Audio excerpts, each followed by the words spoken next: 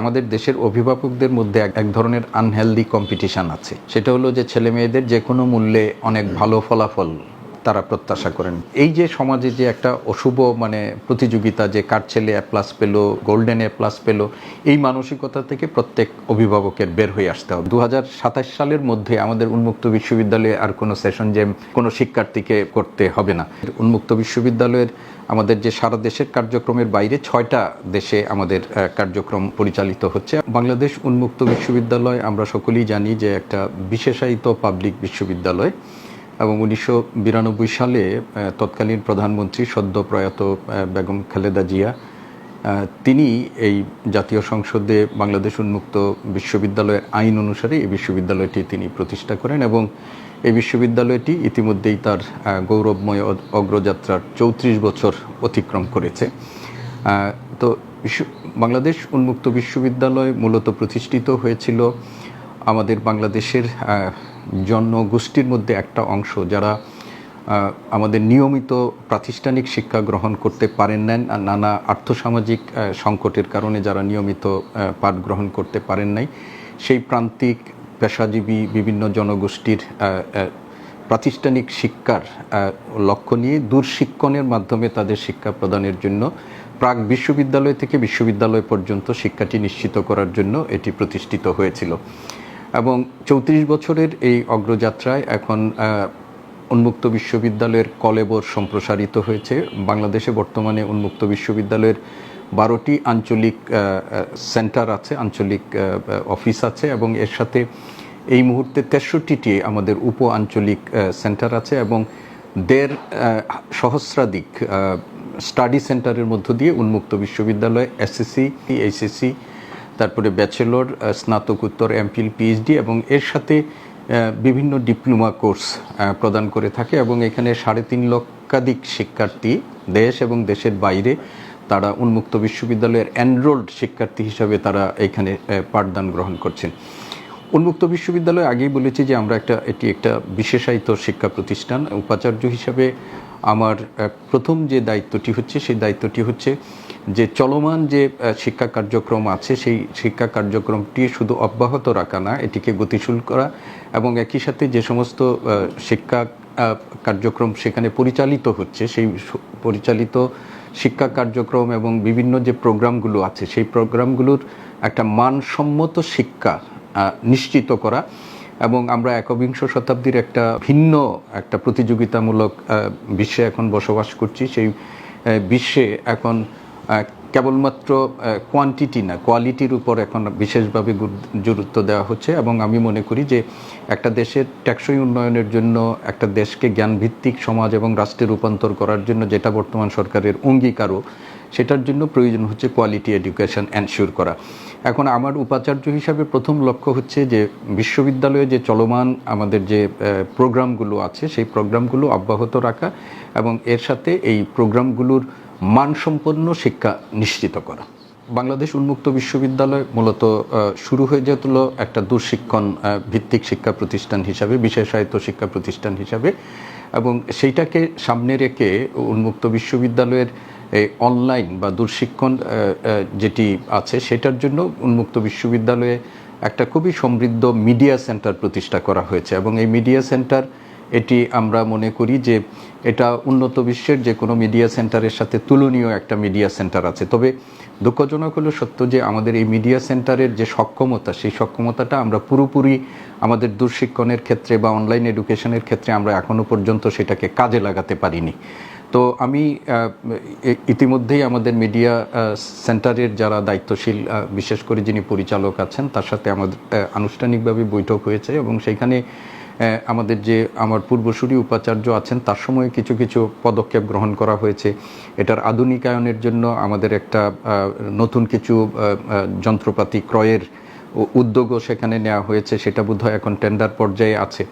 সর্বোপরি আমরা একসময় এই উন্মুক্ত বিশ্ববিদ্যালয়ের মিডিয়া সেন্টারে যে সমস্ত প্রোগ্রামগুলো রেকর্ড করা হতো সেটা বিটিভির মাধ্যমেও প্রচার করা হতো, কিন্তু ইতিমধ্যেই আমার পূর্বসূরি উপাচার্যের সময়ে আলোচনাটি শুরু হয়েছে এবং মিডিয়া সেন্টার থেকে একটা প্রস্তাবনা গতকালও আমার কাছে উপস্থাপন করা হয়েছে যে আমরা এখন এই বিটিভিতে একটা স্লট ক্রয় করে আমাদের এই অনুষ্ঠান প্রচারের চেয়ে আমাদের একটা 24 ঘন্টার আইপি টিভির আমাদের সেইটার একটা লাইসেন্স নিয়ে আমরা সেটা যদি সম্প্রচার করি তাহলে এটা আমাদের ব্যয় সাশ্রয়ও হবে এবং আমাদের শিক্ষার্থীদের জন্য যারা আছেন 24 ঘন্টা যদি তারা সেটি মানে এইখান থেকে এই কন্টেন্টগুলো যদি আমরা সেখানে উপস্থাপন করতে পারি তাহলে আমাদের জন্য শিক্ষার্থীদের জন্য এটি উপকার হবে এবং সর্বোপরি আমাদের যে ডিস্টেন্স লার্নিংয়ের যে মূল উদ্দেশ্যটা সেই উদ্দেশ্যটাও কিন্তু আমাদের সফল হবে এবং আমরা সেইখানে কিছু একটা এইভাবেও আমরা চিন্তা করছি যে মোবাইল অ্যাপের মাধ্যমেও যেন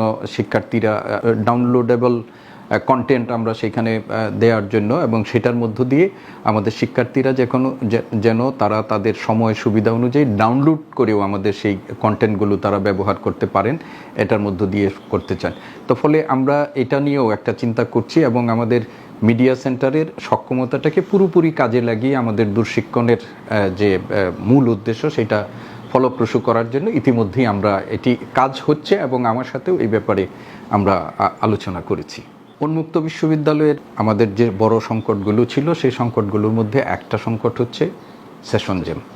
সেখানে যেহেতু আমাদের এই উন্মুক্ত বিশ্ববিদ্যালয়ের পড়াশোনাটা মূলত শুক্র এবং শনিবারে ক্লাসগুলো আমাদের যে টিউটোরিয়াল সেন্টারগুলো আছে স্টাডি সেন্টারগুলোতে হয় সেগুলো এবং যেহেতু আমাদের শিক্ষার্থীদের একটা বড় অংশ হচ্ছে প্রান্তিক জনগোষ্ঠীর মধ্যে বা পেশাজীবীদের মধ্যে যারা প্রাতিষ্ঠানিক পড়াশোনার সুযোগ পায় না, কর্মজীবনের ফাঁকে ফাঁকে যারা এই সুযোগটা গ্রহণ করেন, তো তাদের এই পড়াশোনাটার মধ্যে আমাদের যে বড় সংকটের জায়গাটা ছিল সেই সংকটের জায়গাটা আমি যে শুনেছি সেটা হলো একটা সেশন জ্যাম।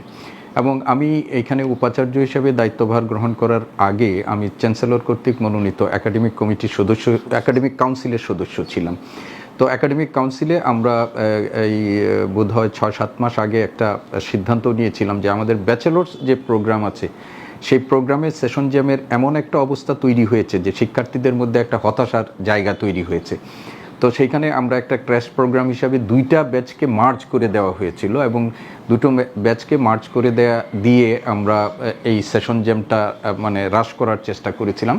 আর আমাকে গতকাল আমাদের পরীক্ষা যে আমাদের কন্ট্রোলার অফ এক্সাম যে আমাদের সেকশন আছে তাদের সাথেও আমাদের একটা মিটিং ছিল এবং এটা মূলত আমাদের উপাচার্য শিক্ষা যিনি আছেন তিনি এটাকেও দেখাশোনা করেন, তার সাথেও আমাদের একটা মিটিং ছিল এবং সেইখানে আমাদেরকে যে ইনফরমেশনটা দেওয়া হয়েছে যে উন্মুক্ত বিশ্ববিদ্যালয়ের সেশন জ্যামের একটা অন্যতম কারণ হচ্ছে যে আমাদের এই কার্যক্রমগুলো চলতো ম্যানুয়ালি, কিন্তু আমার ইমিডিয়েট পাস্ট উপাচার্য তিনি এখানে আমাদের পরীক্ষা সেকশনের এই ম্যানুয়াল কার্যক্রম থেকে এটা অটোমেশনের জন্য আমাদের এখানে একজন চুক্তিভিত্তিক আইসিটি এক্সপার্ট নিয়োগ দেওয়া হয়েছে 2 বছরের জন্য এবং তিনি ইতিমধ্যেই এবং তার তত্ত্বাবধানে আইসিটির যে আমাদের টিম আছে সেই টিমটা আমাদের ম্যানুয়াল এই যে পরীক্ষা কার্যক্রমের পরিবর্তে একটা অটোমেশন ডিজিটাল মানে এটা ট্রান্সফরমেশনের জন্য তারা কাজ করছেন। এবং আপনারা জেনে আনন্দিত হবেন যে ইতিমধ্যেই আমাদের 2017 থেকে আমাদের ফলাফলের ক্ষেত্রে যে সমস্ত জটিলতাগুলো এখানে ছিল, না পরীক্ষার্থীদের নাম সংশোধন, নানা ধরনের ফলাফল সংশোধনের যে জটিলতা ছিল, 8,500 অ্যাপ্লিকেশন পেন্ডিং ছিল। এই গত কয়েকদিনে এইগুলো আপনার উন্মুক্ত বিশ্ববিদ্যালয়ের অটোমেশন প্রক্রিয়ার মধ্য দিয়ে এইগুলো সম্পন্ন করা হয়েছে এবং এই প্রক্রিয়াটা চলমান আছে এবং আমরা গতকাল নিশ্চিত হয়েছি যে আমাদের এখন যে কার্যক্রম যেভাবে চলছে 2027 সালের মধ্যে আমাদের উন্মুক্ত বিশ্ববিদ্যালয়ে আর কোনো সেশন জ্যাম কোনো শিক্ষার্থীকে মানে করতে হবে না। এবং আমি উপাচার্য হিসাবে এটি আমার একটা ফার্স্ট প্রায়োরিটি যে একটা বিশ্ববিদ্যালয়ের প্রধান প্রাণ স্পন্দন হলো শিক্ষার্থী এবং শিক্ষার্থীদের স্বার্থ সংরক্ষণের মধ্য দিয়েই কিন্তু একটা বিশ্ববিদ্যালয়ের কার্যক্রম মূলত পরিচালিত হয়। তো আমি একজন উপাচার্য হিসাবে, একজন শিক্ষক হিসাবে, যেহেতু আমি ঢাকা বিশ্ববিদ্যালয়ে 3 দশকের বেশি শিক্ষকতা করেছি এবং বিশ্ববিদ্যালয়ের প্রশাসনিক নানা দায়িত্ব পালন করেছি, ডিন হিসাবে আমরা এখানেও আমাদের কিছু ক্র্যাশ প্রোগ্রামের মধ্য দিয়ে আমাদের যে 5 আগস্ট পরবর্তী শিক্ষার্থীদের যে সেশন জ্যাম সেটা থেকে তাদের উত্তরণের জন্য কিছু দায়িত্ব আমরা পালন করেছিলাম, সেই অভিজ্ঞতাটাও আমার এখানে আছে। তো আমরা এইগুলো মিলিয়েই আমরা চাই যে উন্মুক্ত বিশ্ববিদ্যালয়ের ইতিমধ্যেই তারা যে পর্যায়ে এসেছেন, অটোমেশন যে প্রক্রিয়াটা তারা সম্পাদন করছেন সেটাকে আরেকটু গতিশীল করে উন্মুক্ত বিশ্ববিদ্যালয়ের শিক্ষার্থীদের এই যে সেশন জ্যামের যে একটা দুর্বিষহ যে অভিজ্ঞতা সেখান থেকে আমরা তাদেরকে বের করে এনে নিয়ে একটা চলমান শিক্ষা পদ্ধতির মধ্য দিয়েই তাদেরকে আমরা রাখার জন্য চেষ্টা করছি এবং এই ব্যাপারে পরীক্ষা নিয়ন্ত্রক দপ্তর সহ আমাদের আঞ্চলিক কেন্দ্রগুলো, তারপরে উপ আঞ্চলিক কেন্দ্রগুলো, তারাও সার্বিকভাবে এটি কাজ করছেন এবং আমাদের বিশেষ করে স্টুডেন্ট সাপোর্ট সেন্টার যেটা, আমাদের সার্ভিস সেন্টার যেটা আছে, তারাও এটা ব্যাপারে কাজ করছেন। বাংলাদেশে বর্তমান যিনি শিক্ষামন্ত্রী হিসেবে দায়িত্ব পালন করছেন এবং বাংলাদেশে যে এখন যে সরকার দায়িত্বশীল আছেন, তাদের জাতির কাছে কিন্তু একটা অঙ্গীকার আছে, সেটা হচ্ছে কোয়ালিটি এডুকেশন এবং নিড বেসড এডুকেশন, এগুলোর ব্যাপারে তাদের একটা আছে। সর্বোপরি তারা একটা জ্ঞানভিত্তিক সমাজ এবং রাষ্ট্র প্রতিষ্ঠার ব্যাপারে জাতিকে প্রতিশ্রুতি দিয়েছে এবং এই কার্যক্রমগুলো বাস্তবায়নের সাথে শুধু শিক্ষা না, মানসম্পন্ন শিক্ষার একটা গুরুত্ব, মানে পূর্ণ সংশ্লিষ্টতা রয়েছে। এখন ধরেন শিক্ষার সম্প্রসারণ হয়েছে। বিগত সরকারের শাসনামলে আপনারা দেখেছেন যে বিগত সরকারের সময় যে যেন তেন রকমের পরীক্ষা নিয়ে পাশের হার বৃদ্ধির মধ্য দিয়ে এক ধরনের কৃত্রিম ফলাফল তৈরি করার মধ্য দিয়ে এক ধরনের কৃতিত্ব জাহির করার চেষ্টা করা হয়েছে। কিন্তু ইন্টারিম গভর্নমেন্টের সময়ে এসেই আমরা দেখলাম যে আমাদের ফলাফলে যেটা আগে ছিল উল্লম্পন থেকে উল্টো দিকে সেটা ঘটে গেছে। এবং আমি একটা লাস্ট এইচএসসি পরীক্ষার পর আমি একটা টেলিভিশনের সাথে যখন বলা হলো যে ফলাফল বিপর্যয়ের কারণ কি, আমি বলেছি যে ফলাফল বিপর্যয় না, বরং এটি আমাদের বাংলাদেশের যে বর্তমান শিক্ষা ব্যবস্থা আছে সেই শিক্ষা ব্যবস্থার পরিপ্রেক্ষিতে এটাই হলো সঠিক ফলাফল। এখন আমরা যেটা দেখেছি যে আপনি এক ধরনের এই যে কৃত্রিম ফলাফল বা তৈরির মধ্য দিয়ে আপনি শিক্ষার্থীদেরকে এক ধরনের সমাজের বোঝা হিসাবে তৈরি করেন। তো আমি ব্যক্তিগতভাবে একজন শিক্ষক হিসাবে মনে করি যে সার্টিফিকেট সর্বস্ব, পরীক্ষা সর্বস্ব, পড়াশোনার বাইরে যেও আসলে আপনি যদি দক্ষ মানব সম্পদ হিসাবে কাউকে গড়ে তুলতে চান, তাহলে তার মধ্যে সৃষ্টিশীলতা, সৃজনশীলতা, ক্রিয়েটিভিটি, এগুলো শিক্ষার্থীদের মধ্যে তৈরি করতে হবে। উন্মুক্ত বিশ্ববিদ্যালয়ের একটা অসুবিধা হলো যে এখানে যারা পড়াশোনা করতে আসেন তারা হচ্ছেন সমাজের এমন একটা শ্রেণী যাদের প্রাতিষ্ঠানিক পড়ার কোনো সুযোগ নেই আর্থসামাজিক নানা সংকটের কারণে। ফলে তাদের ব্যাপারে আমরা একটা সহজলভ্য শিক্ষা তাদের জন্য উপহার দিতে চাই। তার মানে এই নয় যে তাদেরকে যেন তেনভাবে একটা সার্টিফিকেট দিয়ে দিতে হবে, এই নীতিতে আমি বিশ্বাস করি না। আমি মনে করি যে উন্মুক্ত বিশ্ববিদ্যালয়ের শিক্ষার্থীদের জন্য বিশ্ববিদ্যালয় কর্তৃক যে পাঠ্য এবং কারিকুলাম ভিত্তিক যে আপনার পাঠ্য উপকরণ আছে, পাঠ উপকরণগুলো আছে, বইগুলো যেগুলো আছে, সেগুলো কিন্তু আমি মনে করি যে এটি একটা স্ট্যান্ডার্ড লেভেল মেনটেন করে সেগুলো করা হয়। শিক্ষার্থীদের হাতে যদি আপনি এই পাঠ উপকরণগুলো যথাসময়ে যদি আপনি পৌঁছাতে পারেন, এটাও এক ধরনের সংকট আছে, আমি জানি যে এক ধরনের সংকট আছে, সেইগুলো সংকটগুলো উত্তরণ করে যদি পাঠ উপকরণগুলো যদি আপনি যথাসময়ে তাদের মধ্যে দিতে পারেন, টিউটোরিয়াল সেন্টারগুলোর যদি মনিটরিংয়ের মাধ্যমে সেইখানে তাদের যে ক্লাসগুলো হওয়ার কথা থাকে সেই ক্লাসগুলো যদি নিশ্চিত করা যায়, পরীক্ষা পদ্ধতিটা যদি আমরা একটু মনিটর করি এবং সেখানে শিক্ষার্থীদের যে গেলে কোনোভাবে পাশ করে যাওয়ার জন্য যদি আমরা সহযোগী শক্তি হিসাবে যদি নিজেদেরকে ব্যবহার না করি, তাহলে আমি মনে করি যে একটা গুণগত শিক্ষা এখানে নিশ্চিত করা যাবে। এইখানে যারা শিক্ষার্থীরা আছেন বেশিরভাগই কিন্তু কর্মক্ষেত্রের সাথে যুক্ত থাকেন। তারা যদি এইখানে তাদের এই পড়াশোনাটা করেন, তাদের কর্মক্ষেত্রের স্কিলটা তাদের ডেভেলপ হয় এবং সেই কারণে আমরা মনে করি যে তাদের এই স্কিলটা ডেভেলপ করার জন্য আমাদের একটা কোয়ালিটি এডুকেশন এনশিওর করা, এটা একেবারে সময়ের দাবি। এটা একটা বৈশ্বিক চাহিদাও আছে এবং বৈশ্বিক প্রতিযোগিতায় যদি আপনি টিকে থাকতে চান, তাহলে আপনাকে নিজেকে প্রমাণ করতে হবে আপনার শিক্ষার মধ্য দিয়ে এবং সেটার জন্য বিশ্ববিদ্যালয়গুলোকে সেই দায়িত্বটা পালন করতে হবে। শিক্ষার্থীদের সেই কোয়ালিটি এডুকেশন নিশ্চিত করার ব্যাপারে বিশ্ববিদ্যালয়ের নিজস্ব পরিকল্পনা, কারিকুলাম সেট আপ, সেগুলো ওইভাবেই গঠন করতে হবে এবং এই ব্যাপারে আমি বদ্ধপরিকর। আমাদের উন্মুক্ত বিশ্ববিদ্যালয়ের আমাদের যে সারা দেশের কার্যক্রমের বাইরে 6টা দেশে আমাদের কার্যক্রম পরিচালিত হচ্ছে এবং এই 6টি দেশের মধ্যে মূলত আমাদের দেশের যারা শ্রমশক্তি আমাদের যেখানে আছে সেই শ্রমশক্তি নির্ভর এলাকাগুলোতেই আমাদের প্রায়োরিটি দিয়ে সেইগুলো করা হয়। বিশেষ করে মধ্যপ্রাচ্যের সৌদি আরব, কুয়েত, কাতার, আবুধাবি, এই সমস্ত দেশে, সাউথ কোরিয়াতে আছে আমাদের, সাউথ কোরিয়াতে আছে এবং মালয়েশিয়া এবং সিঙ্গাপুর, সেখানেও আমাদের আলোচনার মধ্যে আছে। অর্থাৎ আমাদের জনশক্তি যেখানে বেশি কার্যকর আছে বা যেখানে বেশি কাজ করছে তারা, এবং তাদের পড়াশোনাটা কিন্তু পুরোটাই আমাদের ডিস্টেন্স লার্নিংয়ের মধ্য দিয়ে হয় এবং সেটা আমার যতদূর জানি আমি, সেটা হলো যে আমাদের যে ওইখানকার কনসুলেট অফিস এবং আমাদের যে অ্যাম্বাসি যেগুলো আছে তাদের মাধ্যমেই কিন্তু তাদের কার্যক্রম, তাদের ইনটেক, তাদের এনরোলমেন্ট, তাদের পরীক্ষা কার্যক্রম সেগুলো হয়। তো আমি শুনেছি যে আমাদের ওইখানে যে পরীক্ষা কার্যক্রম যেগুলো হয়, আমাদের বিদেশে খুব বেশি সংখ্যক শিক্ষার্থী নেই। আমাদের যে এসএসসি প্রোগ্রাম সামনে, সেখানে বোধহয় 1000 খানেক শিক্ষার্থী, 1200 শিক্ষার্থী সেখানে তারা পরীক্ষার্থী আছে, ইন্টারমিডিয়েটে সেখানে আছে। আমরা আস্তে আস্তে চেষ্টা করছি যে অন্য জায়গায়, এবং এটার একটা অন্যতম কারণ হচ্ছে যে আমাদের আসলে প্রমোশনাল ওয়ার্কটা সেইভাবে হয় না, যে শিক্ষার্থীদের আকর্ষণ করে তাদেরকে এখানে করা। সেই যেহেতু আমাদের নিজস্ব কোনো প্রতিনিধি এখানে নাই, আমরা যেটুকু করি প্রত্যেকটাই হলো আমাদের অ্যাম্বাসির মাধ্যমে। তো সেই অ্যাম্বাসিগুলোর মানে আগ্রহের উপর বা তাদের তৎপরতার উপরেও কিন্তু অনেকটা, তাদের সহযোগিতার উপর অনেকটা নির্ভর করে। তো মাননীয় মন্ত্রী মহোদয় কিছুদিন আগে সিঙ্গাপুরে গিয়েছিলেন, শিক্ষামন্ত্রী মহোদয়, তিনি সেখান থেকে আমাকে টেলিফোনে কথাও বলেছিলেন, এবং সিঙ্গাপুরকে আমাদের একটা উন্মুক্ত বিশ্ববিদ্যালয়ের স্টাডি সেন্টার হিসাবে রূপান্তরিত করার জন্য বা একটা স্টাডি সেন্টার প্রতিষ্ঠা করার জন্য, কেননা আমাদের অদক্ষ শ্রমিকের বা আমাদের স্বল্প শিক্ষিত শ্রমিকের একটা বড় বাজার হলো আমাদের সিঙ্গাপুর, এবং আরেকটা বাজার হলো আমাদের মালয়েশিয়া। তো এগুলো নিয়েও এখন কাজ করা হচ্ছে। আমাদের এটাকে সার্বিকভাবে কোঅর্ডিনেশন করার জন্য আমাদের বোধহয় উন্মুক্ত বিশ্ববিদ্যালয়ের আমাদের একটা ওভারসিজ উইংও আছে সেখানে, কিন্তু আমি যতদূর শুনেছি যে ওভারসিজ উইংটাও ওইভাবে কার্যকর, খুব বেশি যে কাজ করতে পারছে তারা না।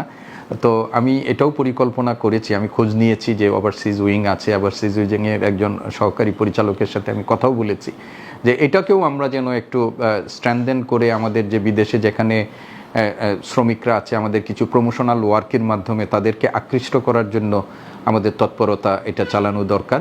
এবং এটা কিন্তু আমাদের যে আপনি জানেন যে আমাদের অদক্ষ স্বল্প শিক্ষিত শ্রমিক যারা যায়, তারা কিন্তু ওইখানে যে আমাদের যে কষ্টসাধ্য কাজগুলোই তারা করেন। এবং আমাদের প্রতিযোগিতার মধ্যে দেখবেন যে আমাদের প্রতিদ্বন্দ্বী নেপাল থেকে যারা আসেন, ফিলিপাইন থেকে যারা আসেন, তাদের এক ধরনের ভাষাগত দক্ষতা থাকে, সেগুলোর মধ্য দিয়ে হয়। এবং আমাদের এই কার্যক্রমগুলো নিশ 1, 2, 3 এইভাবে আমাদের আছে। এবং আমরা সম্প্রতি যেটা জেনেছি যে দেশের বাইরেও, মানে দেশের ভেতরেও আমাদের বাংলাদেশ সেনাবাহিনীর সাথে যারা, বিশেষ করে যারা আমাদের সেনাবাহিনীর যে জাতিসংঘের যে মিশনে যায়, তাদেরও আমাদের একটা কি বলে যে ল্যাঙ্গুয়েজ স্কিল ডেভেলপমেন্টের জন্য আমাদের বিশ্ববিদ্যালয়ের সাথে তাদের একটা এমইউ তৈরি হয়েছে। আমরা কিন্তু সেখানে তাদেরকে এই সহযোগিতাটা আমরা দিচ্ছি। আরও অন্য প্রতিষ্ঠানের সাথেও আমাদের এই ধরনের সহযোগিতা আছে। এক সময় আমাদের প্রোগ্রামগুলোতে, বিশেষ করে এসএসসি এবং এইচএসসি প্রোগ্রামে আরও নাকি বেশি শিক্ষার্থী ছিল, কিন্তু নানা কারণে আমাদের এই শিক্ষার্থীর সংখ্যা কিছুটা কমেছে বলে আমরা শুনেছি আর কি। আর আমাদের এই শিক্ষার্থী যেটা আছে, আমাদের যে সক্ষমতা আছে, সে বিশ্ববিদ্যালয়ের যে সক্ষমতা, আমি বলেছি যে আমাদের 12টি আঞ্চলিক কেন্দ্রের বাইরে আমাদের এখন এই মুহূর্তে 63টি উপ আঞ্চলিক কেন্দ্র আমাদের সারা দেশে কাজ করছে, বিভিন্ন জেলাতে কাজ করছে, এবং আমাদের 1500-এর বেশি স্টাডি সেন্টার আছে। এবং এই স্টাডি সেন্টারগুলোর যে আমাদের সক্ষমতা, আমাদের যে টিউটরের সংখ্যা, আমাদের যে লজিস্টিক আছে, তাতে কিন্তু আমরা এসএসসি এবং এইচএসসি প্রোগ্রামগুলোতে আমরা আরও শিক্ষার্থীকে আমরা সেবা দিতে পারি আর কি। তো আমাদের সেই প্রচেষ্টাটাও আছে, এবং আমার আগেই যিনি উপাচার্য ছিলেন তার সময়ও সেই কিছু পরিকল্পনা গ্রহণ করা হয়েছে। তো যেহেতু এটা আমরা একটা ডিস্টেন্স লার্নিংয়ের মধ্যে দিয়ে আমাদের এটি হয়, ফলে আমাদের এই সংখ্যাটা খুব বেশি এটা বলা যাবে না। আগে সেই সংখ্যা নাকি আরও বেশি ছিল আর কি।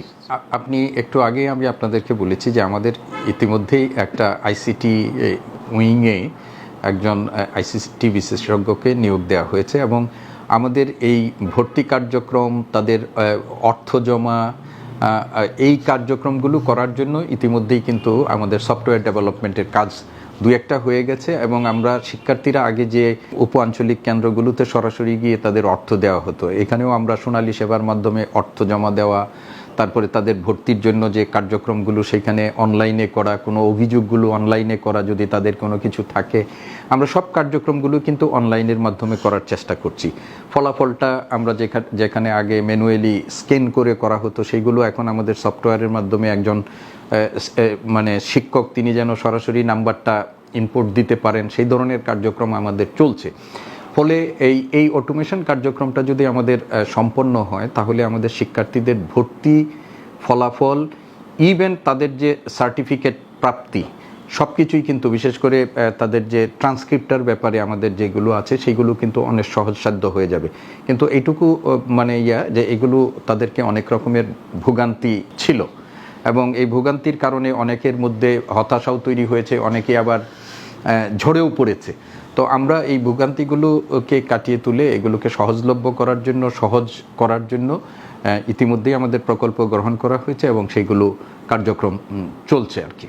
এখন উন্মুক্ত বিশ্ববিদ্যালয়ে দুই ধরনের শিক্ষা কার্যক্রম চলছে। একটা ব্লেন্ডিং এডুকেশন মেথড আমরা এখন সেখানে অ্যাপ্লাই করা হচ্ছে, এবং কিছু অন ক্যাম্পাস ডিগ্রি আমাদের দেওয়া হচ্ছে, এবং এগুলো ব্যাচেলর অনার্স সহ কিছু ব্যাচেলর ডিগ্রি দেওয়া হচ্ছে। যেমন আমাদের ফুড অ্যান্ড নিউট্রিশন, বোধহয় ফুড সায়েন্স অ্যান্ড নিউট্রিশন একটা আছে, আমাদের কম্পিউটার সায়েন্স অ্যান্ড ইঞ্জিনিয়ারিং আমাদের আছে, আমাদের সেখানে আরও আছে স্কুল অফ ল, হ্যাঁ, তারপরে আরও কয়েকটা সাবজেক্টেও সেখানে আমাদের আছে, বিবিএ, এমবিএ আছে, যেগুলো অন ক্যাম্পাস। এবং এই যেগুলো সায়েন্স অ্যান্ড টেকনোলজি, যেগুলো ল্যাব ফ্যাসিলিটিসের দরকার, সেই ল্যাব ফ্যাসিলিটিসগুলোর জন্য আমাদের মূল ক্যাম্পাস যেখানে আছে, সেই মূল ক্যাম্পাসে কিন্তু তাদের জন্য ল্যাব আছে, এবং তাদের সেখানে ল্যাব ফ্যাসিলিটিস যেগুলো আছে সেই ল্যাবগুলোতে তারা সেখানে কাজ করেন, এবং সেখানে আমাদের প্রয়োজনের তুলনায় খুব বেশি নেই, কিন্তু একেবারে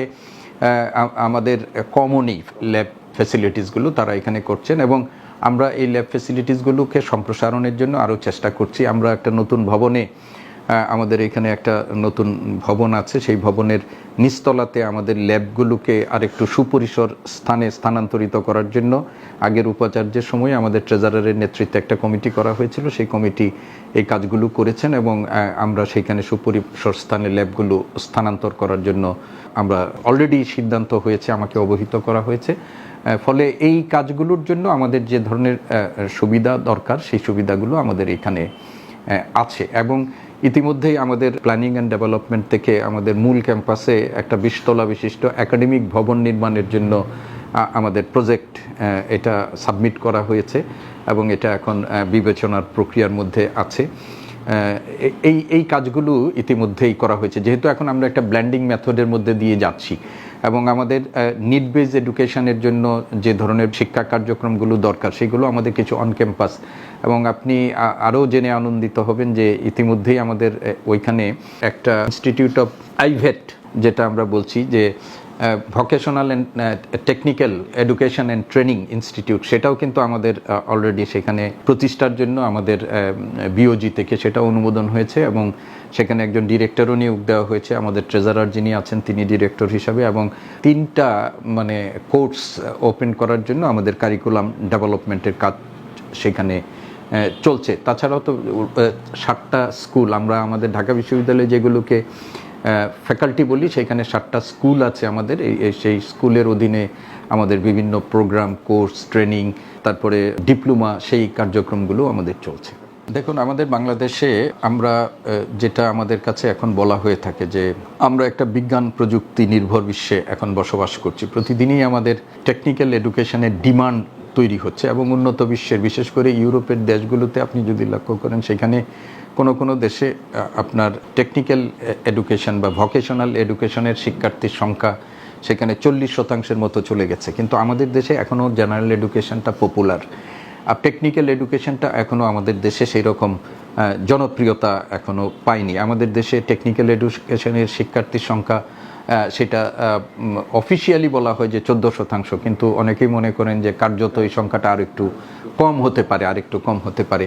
এবং আপনি দেখেন যে আমার দেশে এখন পর্যন্ত আমাদের যে পলিটেকনিক্যাল ইনস্টিটিউটগুলো আছে, ভোকেশনাল ইনস্টিটিউটগুলোতে আছে, আমাদের দেশের সঙ্গতি সম্পন্ন পরিবারের সন্তানদেরকে কিন্তু সেইখানে পাঠানো হয় না। ফলে এই যে শ্রমবাজারের জন্য উপযোগী যে মানব সম্পদ তৈরি করার জন্য যে শিক্ষা প্রতিষ্ঠানগুলো একটা কন্ট্রিবিউট করতে পারে, সেই ধরনের প্রতিষ্ঠানগুলো এখনও আমাদের দেশে ডেভেলপ করে নাই, এবং এই শিক্ষাটা এখনও জনপ্রিয়তা লাভ করে নাই।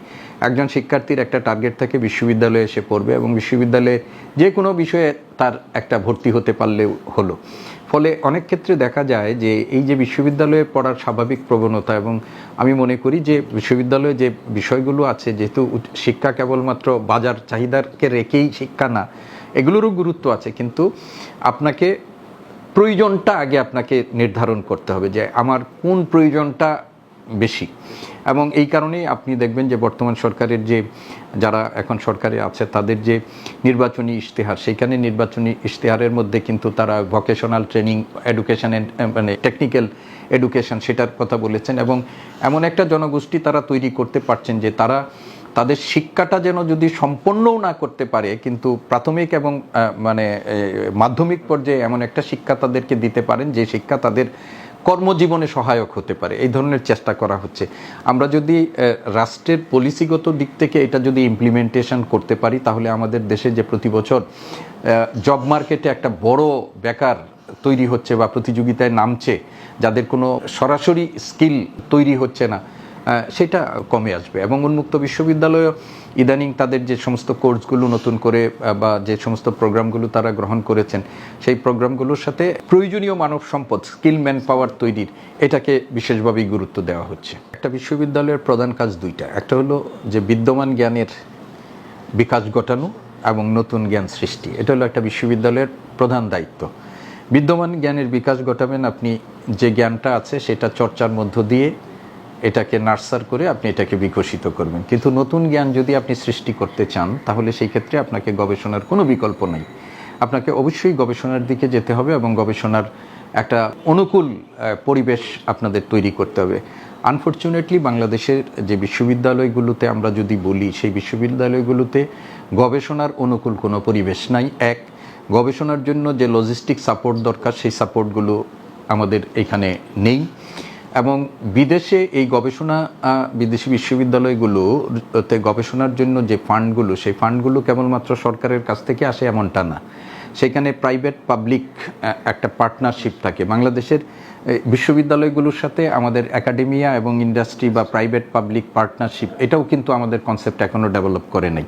কিছু কিছু এখন শুরু হয়েছে, কিন্তু আপনি যদি গবেষণার জন্য পর্যাপ্ত ফান্ড দরকার, কোয়ালিটি গবেষণার জন্য পর্যাপ্ত ফান্ড দরকার, সেই ফান্ডগুলো বাংলাদেশের বিশ্ববিদ্যালয়গুলোতে পাওয়া যায় না।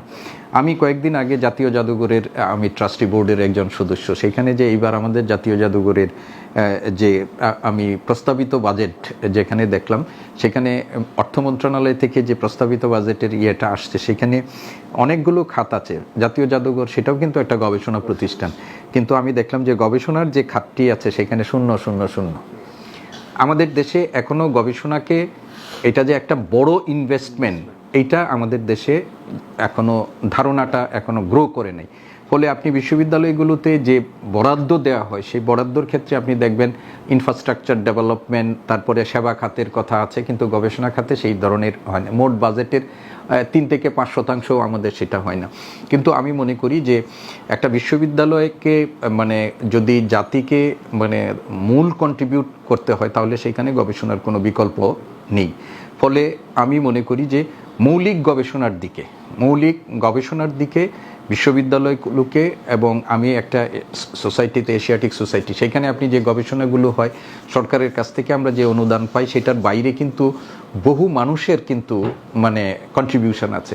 এশিয়াটিক সোসাইটিতে এই মুহূর্তে 51টা ট্রাস্ট ফান্ড চলে, এবং এই 51টা ট্রাস্ট ফান্ড তৈরি করেছে এই দেশের মানে আপনি বদান্য বিদ্যুৎসাহী ব্যক্তিরা, তাদের অর্থে সেখানে কিন্তু কাজ চলছে। এবং এশিয়াটিক সোসাইটিতে কাজ বন্ধ হয় না, এটার একটা অন্যতম কারণ হচ্ছে সেখানে মানুষ তার আস্থার জায়গাটা তৈরি করতে পেরেছে, মানুষ তাকে সহযোগিতা করে। এবং আপনি বাংলাদেশের আপনি দেখেন যে বিশ্বের কাছে বাংলাদেশকে পরিচিত করিয়েছে, আপনি যেগুলোর মধ্যে আপনি ইন্টেলেকচুয়ালের মধ্যে একটা বাংলাপিডিয়া, এই কাজটা কিন্তু এশিয়াটিক সোসাইটি করেছে। তো আমি মনে করি যে বিশ্ববিদ্যালয়গুলোকে রক্ষা করার জন্য গবেষণা খাতে সরকারকে এবং আমাদের দেশে যারা মানে সামর্থ্যবান ব্যক্তি আছেন তারাও এখানে এগিয়ে আসা দরকার। বিশ্ববিদ্যালয়ের যারা অ্যালামনাই আছে, আপনি অক্সফোর্ড এবং বিশ্ববিদ্যালয়ের হার্ভার্ড দেখেন, সেখানে অ্যালামনাইদের ডোনেশন এটা হলো তাদের একটা বড় ইনকাম সোর্স। তো আমাদের দেশেও যদি সেইভাবে আকৃষ্ট করা যায় তাহলে এটা হতে পারে। উন্মুক্ত বিশ্ববিদ্যালয়ের মতো একটা বিশ্ববিদ্যালয়, যে বিশ্ববিদ্যালয়ের আমি গিয়ে দেখেছি যে সেখানে গবেষণার জন্য আমাদের গবেষণার ফল বের হয় কোথার মধ্যে দিয়ে, জার্নালের মধ্যে সেই জার্নালগুলোই নিয়মিত প্রকাশিত হচ্ছে না। তো অলরেডি আমি জার্নালের সাথে যারা সংশ্লিষ্ট স্কুলগুলো আছেন তাদের সাথেও আমরা কথা বলেছি যে তাদের গবেষণালব্ধ যে ফলাফল সেখানে প্রকাশিত হওয়ার জন্য জার্নালগুলো নিয়মিত প্রকাশ করতে হবে, অর্থাৎ মৌলিক গবেষণার কোনো বিকল্প নেই। আমি শিক্ষার্থী, অভিভাবক এবং আমি নিজেও কিন্তু একজন অভিভাবক। আমার মেয়েও আগামীতে উচ্চ মাধ্যমিক পরীক্ষায় অংশগ্রহণ করবে। আমি একজন অভিভাবক হিসাবে আমি প্রথম কথা বলতে চাই যে আমাদের দেশের অভিভাবকদের মধ্যে এক ধরনের আনহেলদি কম্পিটিশান আছে। সেটা হলো যে ছেলে মেয়েদের যে কোনো মূল্যে অনেক ভালো ফলাফল তারা প্রত্যাশা করেন। ভালো ফলাফলের চেয়ে ভালো পড়াশোনা জানা, এইটার ব্যাপারে তাদের আগ্রহ আমাদের কম।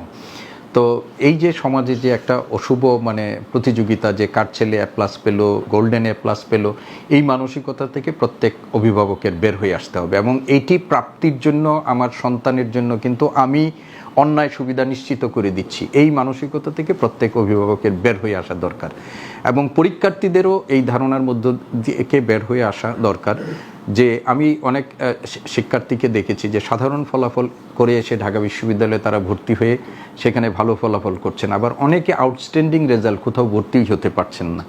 তো আমরা মনে করি যে প্রত্যেক অভিভাবক এবং তাদের এই ব্যাপারে যত্নশীল হওয়া উচিত যে তার ছেলের ফাউন্ডেশনটা যেন ভালো হয়।